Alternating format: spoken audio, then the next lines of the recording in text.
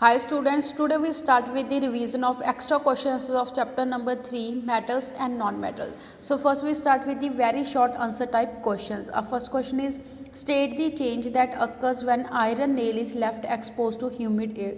जब कहता है लोहे की मेख को ह्यूमिड एयर में खुला रख देते हैं उस दौरान उसमें क्या चेंज आती है. ऑल्सो हमें बैलेंस केमिकल इक्वेशन लिखनी है कि कौन सी रिएक्शन यहाँ पे इन्वॉल्व हो रही है.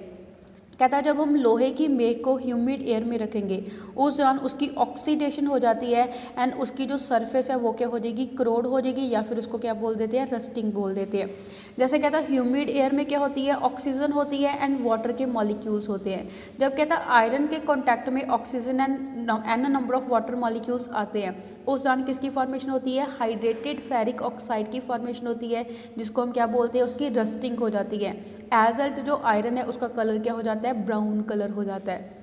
Next is give reason for the following. हमें कुछ स्टेटमेंट गिवन दे रखी है, उसका रीज़न हमें बताना है कि ऐसा क्यों होता है. First is school bells are made up of metal. कहता है स्कूल की जो घंटी है वो मेटल की बनी होती है. उसका कारण क्या होता है, बिकॉज कहता है मेटल कौन सी प्रॉपर्टी को शो करते हैं, सोनोरस प्रॉपर्टी को शो करते हैं. वो साउंड को प्रोड्यूस करते हैं. जब भी वो किसी चीज़ के साथ टकराते हैं तो मेटल से साउंड प्रोड्यूस होती है. एज अल्ट कहता है जो स्कूल बेल्स है वो मेटल की बनी होती है सोनोरस प्रॉपर्टी के कारण. Next is electrical wires are made up of copper.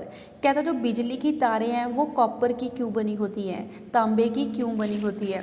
Because कहता है कॉपर मेटल क्या होता है, गुड कंडक्टर होता है इलेक्ट्रिसिटी का, जिसके कारण बिजली की तारें हम कॉपर की बनाते हैं. Next is give two examples each of the metals that are good conductor and poor conductor of heat. कहता है हमें दो एग्जाम्पल बतानी है ऐसे मेटल की जो गुड कंडक्टर होते हैं हीट के एंड जो पुअर कंडक्टर होते हैं हीट के. फर्स्ट हम बताएंगे जो गुड कंडक्टर होते हैं हीट के वो कौन से मेटल हैं, that is silver and copper metal है. ऐसी जो पुअर कंडक्टर होते हैं हीट के वो कौन से मेटल होते हैं, lead and mercury. Next question is write one example each of. हमें एग्जाम्पल लेके एक्सप्लेन करना है. First is a metal which is so soft that it can be cut with the knife. हमें एक ऐसा मेटल बताना है जो इतना सॉफ्ट होता है जिसको हम चाकू के साथ कट कर सकते हैं. एंड एक ऐसा नॉन मेटल बताना है जो कुदरती हार्ड सब्सटेंस होता है. कहता है मेटल कौन सा है, सोडियम. सोडियम एक ऐसा सॉफ्ट मेटल होता है जिसको आसानी से हम चाकू के साथ कट कर सकते हैं बिकॉज उसमें क्या होती है, वीक मेटालिक बॉन्ड होते हैं. नेक्स्ट इज कहता है नॉन मेटल कौन सा है जो कुदरती हार्ड सब्सटेंस है, दैट इज डायमंड. डायमंड क्या है, कार्बन की एलोट्रॉपिक फॉर्म है एंड कार्बन क्या होता है, नॉन मेटल होता है, जिसके कारण कहता है जो डायमंड है वो कुदरती हार्ड सब्सटेंस है. Next is a metal and a non metal which exist as a liquid at room temperature. कहता है एक मेटल बताना है जो रूम टेम्परेचर के ऊपर लिक्विड स्टेट में एग्जिस्ट करता है एंड एक नॉन मेटल बताना है जो रूम टेम्परेचर के ऊपर लिक्विड स्टेट में एग्जिस्ट करता है. मेटल कौन सा है, मरकरी. मरकरी एक ऐसा मेटल है जो रूम टेम्परेचर के ऊपर लिक्विड स्टेट में एग्जिस्ट करता है एंड ब्रोमीन एक नॉन मेटल है जो रूम टेम्परेचर के ऊपर लिक्विड स्टेट में एग्जिस्ट करता है. Next is metals high up in the activity series are not recovered from their oxides by heating them with carbon by. कहता है जो मेटल एक्टिविटी सीरी में सबसे हाई लाई करते हैं, सबसे ऊपर लाई करते हैं, उनके ऑक्साइड से रिकवर नहीं कर सकते उनको कार्बन के साथ हीट करके. उसका कारण क्या होता है, बिकॉज कहता है ये मेटल अपने आप में क्या होते हैं, गुड रेड्यूसिंग एजेंट होते हैं. एज अल्ट कहता है जो मोर रिएक्टिव होते हैं इनकी रिएक्टिविटी कार्बन से ज़्यादा होती है. तो कार्बन जब इनके साथ रिएक्शन शो करेगा वहाँ से प्योर मेटल की एक्सट्रैक्शन हम नहीं कर सकते हैं बिकॉज वहाँ पे डिस्प्लेसमेंट रिएक्शन पॉसिबल नहीं होगी. Next is explain the meaning of malleable and ductile. Malleable and ductile का क्या मतलब होता है. फर्स्ट हम मेलिएबल के बारे में पढ़ेंगे. कहता है मेलिएबल वो सब्सटेंस को बोलते हैं जिसको आसानी से हम हैमर के साथ बीट करके शीट में कन्वर्ट कर सकते हैं एंड मेटल्स क्या होते हैं, मेलिएबिलिटी प्रॉपर्टी को शो करते हैं. Next is ductility. डक्टिलिटी कहता है सब्सटेंस की वो प्रॉपर्टी होती है जिसके कारण उसको लंबी तारों में ड्रॉ कर सकते हैं, जैसे मेटल्स डक्टिलिटी प्रॉपर्टी को भी शो करते हैं. Next is which gas is produced when dilute hydrochloric acid is added to a reactive metal. कहता है कौन सी गैस प्रोड्यूस होती है जब डाइल्यूट हाइड्रोक्लोरिक एसिड को हम रिएक्टिव मेटल के अंदर डालते हैं. ऑल्सो हमें केमिकल रिएक्शन बतानी है जब आयरन रिएक्शन शो करता है डाइल्यूट सल्फ्यूरिक एसिड के साथ. कहता है जब भी मेटल एसिड के साथ रिएक्शन शो करते हैं उस दौरान कौन सी गैस प्रोड्यूस होती है, हाइड्रोजन गैस प्रोड्यूस होती है। ऑल्सो हमें आयरन की सल्फ्यूरिक एसिड के साथ रिएक्शन शो करनी है, दैट इज कहता है जब आयरन सल्फ्यूरिक एसिड के साथ रिएक्शन शो करता है उस दौरान आयरन सल्फेट का एक्वस सॉल्ट सोल्यूशन मिलता है एंड साथ में क्या होती है, हाइड्रोजन गैस इवॉल्व होती है। Next is what chemical process is use for obtaining a metal from its oxide. कहता है मेटल के ऑक्साइड से प्योर मेटल को ऑब्टेन करने के लिए कौन सा केमिकल प्रोसेस हम यूज़ करते हैं, दैट इज रिडक्शन प्रोसेस को हम क्या करेंगे, यूज़ करेंगे। नेक्स्ट क्वेश्चन है give reason why silver metal does not easily combine with oxygen but silver jewellery tarnish after some time. कहता हमें कारण बताना है कि क्यों जो सिल्वर मेटल है वो आसानी से ऑक्सीजन के साथ कंबाइन नहीं होता है, बट जबकि जो सिल्वर की ज्वेलरी होती है, जो चांदी के गहने होते हैं, उनकी चमक कुछ टाइम बाद ख़त्म हो जाती है। बिकॉज कहता है उसके ऊपर क्या होती है, सिल्वर सल्फाइड की ब्लैक कलर की लेयर आ जाती है, एज अ रिजल्ट उसकी जो चमक है वो फीकी पड़ जाती है, टार्निश हो जाती है। Next is why should the metal sulphide and carbonate be converted into metal oxide in the process of extraction of metal from them.